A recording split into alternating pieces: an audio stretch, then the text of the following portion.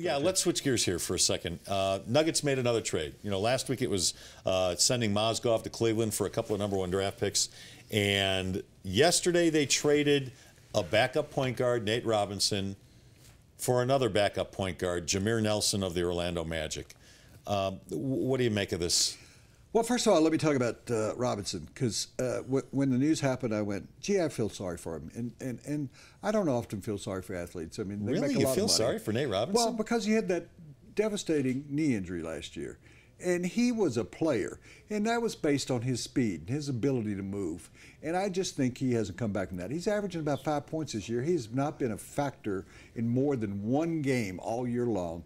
And so I feel sorry for a guy that his career, when we talk about Peyton Manning, he had a bad knee injury, didn't play maybe the last 20 games last year.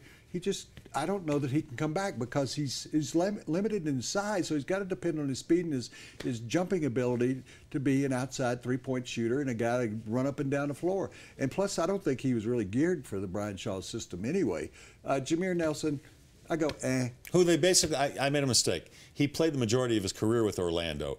They got him from the Boston Celtics. He was a player early in his career. He was a factor. He's got 12, 13 years in this league. He's been a pretty good player in this league. Yeah, he's not a top tier point guard, but he'll make a nice backup. They needed a backup point guard. I got to differ with you, though. I think they got the advantage there, though. I do too, and I have to differ with you.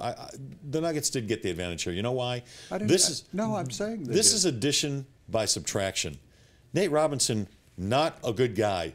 Nate Robinson was a problem in the locker room. Nate Robinson, during games, would bitch about his minutes, and he was very loud about it. Nate Robinson was very disruptive at practice at times, pulling off these immature shenanigans, yapping too much.